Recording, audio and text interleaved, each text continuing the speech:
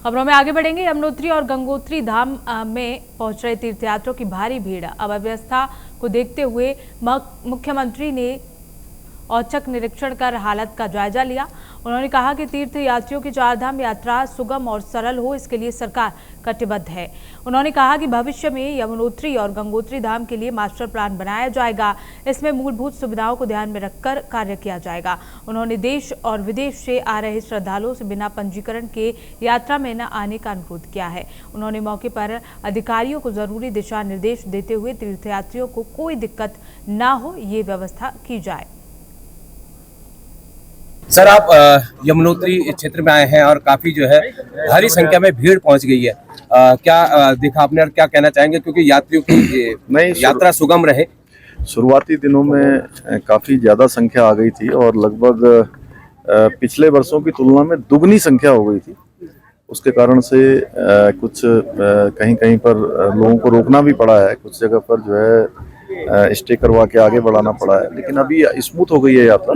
मैं सभी काफ़ी सारे तीर्थ यात्रियों से मिला भी हूँ जो श्रद्धालु लोग आए हैं और सभी लोग अच्छे से यात्रा कर रहे हैं। हमारा प्रयास है और लेकिन निकट भविष्य में ये यात्रा चूँकि लगातार बढ़ रही है, हर वर्ष इसकी संख्या बढ़ रही है।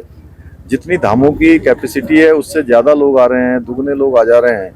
हमारा प्रयास है कि सभी लोग जो आ रहे हैं उनके दर्शन जरूर हों, भगवान उनकी यात्रा अच्छे से सफल करे, पूरी तरह से सुरक्षित करे। लेकिन बिना पंजीकरण के भी आ रहे हैं सर। साथ साथ देखिए, अभी चूंकि शुरुआती दिनों में मैं सबसे अपील कर रहा हूँ कि जो लोग भी बिना पंजीकरण के अभी ना आए, क्योंकि हम चाहते हैं कि हम सबका आतिथ्य करना चाहते हैं, लेकिन बिना पंजीकरण के आने के कारण से उनको परेशानी हो रही है, तो वो परेशानी का सामना न करने पड़े। सबकी यात्रा सरलता। हरिद्वार से और देहरादून डिस्ट्रिक्ट से सीधे उत्तरकाशी पहुंच जा रहे हैं, तो क्यों ना वहाँ हरिद्वार और देहरादून में रोक लिया जाए और यहाँ आकर के फिर और अभी मैंने समीक्षा बैठक करी है आज। हरिद्वार और देहरादून पूरे प्रदेश के सारे ही लोग उस पर थे हैं, प्रमुख लोगों से। तो हरिद्वार देहरादून में जो है इस प्रकार की व्यवस्था बनाई जा रही है कि यहाँ के डीएम, यहाँ के एसपी, यहाँ के जो यात्रा से संबंधित लोग हैं, धामों के लोग हैं, उनसे वार्ता करने के बाद ही वहाँ से यात्रा आगे चालू की जाएगी। सर, आप यमुनोत्री क्षेत्र में आए हैं और काफी जो है भारी संख्या में भीड़ पहुंच गई है।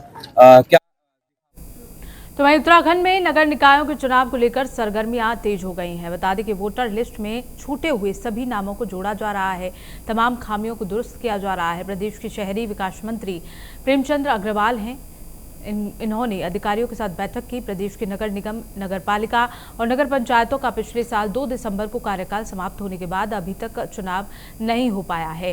वहीं निकायों के कार्यकाल समाप्त होने के बाद सभी निकायों में प्रशासकों की नियुक्ति की गई है और अब उन प्रशासकों का कार्यकाल भी जून को समाप्त हो रहा है।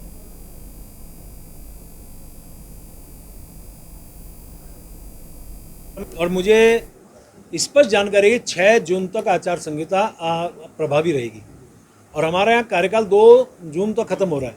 तो ऐसी स्थिति में हमें बहुत सी चीज़ें देखनी होती है, तो देख रहे हैं उसमें हम क्या उसमें कर सकते हैं, क्योंकि आप जानते हैं उस बीच में कोई निर्णय चुनाव से संबंधित नहीं ले सकते हैं। और उससे पहले की जो प्रक्रिया है, जैसे मतदाता सूची, आप देख रहे होंगे आजकल मतदाता सूची बन रही है, कहीं की खामियां नज़र आ रही हैं। इस प्रकार की अन्य जो प्रक्रिया है उस पर हम लोग काम कर रहे हैं, क्योंकि परीक्षण है, दूसरी आरक्षण है, ये सारी चीज़ों पे हम काम कर रहे हैं। ये काम पैरेलल चल रहा है। जैसी चुनाव की स्थिति आएगी और हमें ये काम तब भी करना था और आज भी करना है, हम आज उस काम को कर रहे हैं और यदि हमें ऐसी स्थिति आएगी तो हम चुनाव के लिए तैयार होंगे। तो वहीं खबरों में आगे बढ़ेंगे। बता दें कि पंच केदारों में से एक चतुर्थ केदार भगवान रुद्रनाथ की चल विग्रह डोली शुक्रवार देर शाम को गोपीनाथ मंदिर में विधि विधान के साथ और जयकारों के साथ रुद्रनाथ मंदिर पहुंची।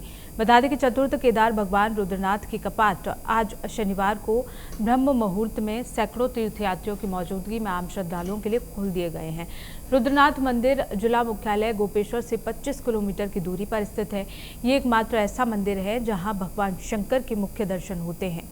इस मंदिर तक पहुंचने के लिए 22 किलोमीटर की पैदल दूरी तय करनी पड़ती है। कपाट खुलने को लेकर स्थानीय लोग मंदिरों को फूलों से सजा रहे हैं। आज ब्रह्म मुहूर्त में 5 बजे विधि विधान और वैदिक मंत्रोच्चार के साथ रुद्रनाथ के कपाट आम श्रद्धालुओं के लिए खोल दिए गए, जिसके सैकड़ों की संख्या में श्रद्धालुओं ने साक्षी बनने के साथ साथ भगवान रुद्रनाथ जी के दर्शन कर आशीर्वाद भी लिया। चतुर्थ केदार रुद्रनाथ के कपाट खुल गए हैं। आज ब्रह्म मुहूर्त में यानी 5 बजे कपाट खोल दिए गए। ब्रह्म मुहूर्त में रुद्रनाथ के कपाट खुल गए। बता दें कि मंदिर को फूलों से सजाया गया और इसी के साथ ही लोगों ने साक्षात रुद्रनाथ के दर्शन किए और भगवान का आशीर्वाद भी लिया। स्थानीय लोगों ने मंदिर को देखिए किस तरह से फूलों से सजाया है। चमोली से तस्वीरें जहां सैकड़ों श्रद्धालु दर्शन करने के लिए, आशीर्वाद लेने के लिए पहुंचे थे और फूलों से मंदिर को सजाया। चतुर्थ केदार रुद्रनाथ के कपाट आज शुभ मुहूर्त यानी ब्रह्म मुहूर्त में 5 बजे खोल दिए गए और लोगों ने यहाँ पहुंचकर दर्शन भी किए और आशीर्वाद भी लिया।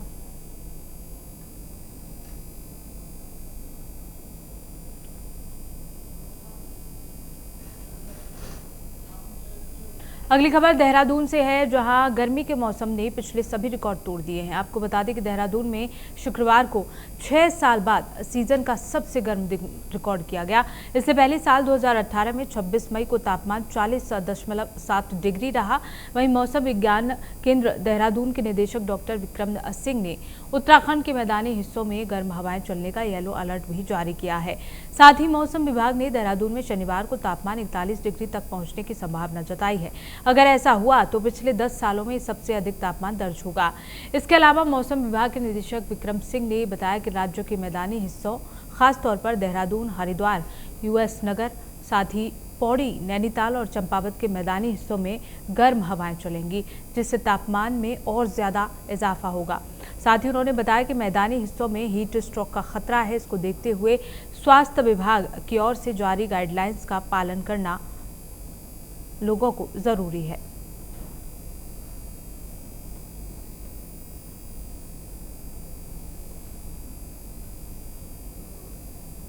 जहाँ तक हीट वेव कंडीशन क्राइटेरिया की बात करें तो वो भी सेटिस्फाई हो रहा है कुछ जगहों में। विशेषकर देखें जो है देहरादून डिस्ट्रिक्ट है जिसके प्लेन्स वाले एरियाज हैं, और इसी तरह जो है जो हरिद्वार डिस्ट्रिक्ट है या उधम सिंह नगर डिस्ट्रिक्ट है उनमें टेम्परेचर इस तरह हैं और ये आइसोलेटेड जो है हीट वेव कंडीशन वो आज देखने को मिली है।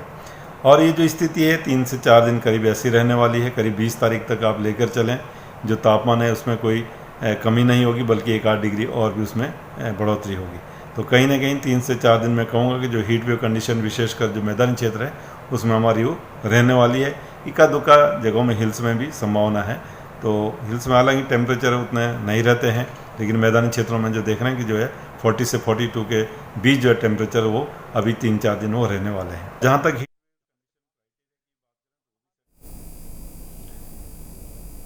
तो उत्तराखंड के देहरादून में शुक्रवार को सीजन का सबसे गर्म दिन रिकॉर्ड किया गया। बता दें कि उत्तराखंड में ही नहीं बल्कि कई राज्यों में हीट वेव का अलर्ट जो है वो जारी कर दिया गया है, क्योंकि 45 डिग्री से भी ऊपर पारा पहुंच गया है और ऐसे में मैदानी क्षेत्रों में तो गर्म हवाएं चलने का भी अलर्ट जारी कर दिया गया है। तापमान 41 डिग्री तक पहुंचने की आशंका उत्तराखंड के देहरादून में जताई जा रही है। खबरों में आगे बढ़ेंगे, जहां श्रीनगर शहर में एक बार फिर गुलदार की दहशत के चलते लोग कांप गए हैं। बता दें कि गुलदार ने एक और बच्चे की जान ले ली। आज सुबह 2.5 साल की सूरज जो आंगन में खिल रहा था, इसी दौरान गुलदार उसे जंगल की ओर उठाकर भाग गया। जहां रात भर पुलिस और वन विभाग ने सर्च ऑपरेशन चलाया, लेकिन बच्चे का कोई पता नहीं चल सका। वहीं बच्चे का शव झाड़ियों से बरामद किया गया है। इस दुर्घटना के बाद से पूरे इलाके में खौफ का माहौल पैदा हो गया है। जानकारी के लिए बता दें कि श्रीनगर में गुलदार 6 महीने में 4 बच्चों पर हमला कर चुका है। फिलहाल वन विभाग ने इलाके में पिंजरा लगा दिया है।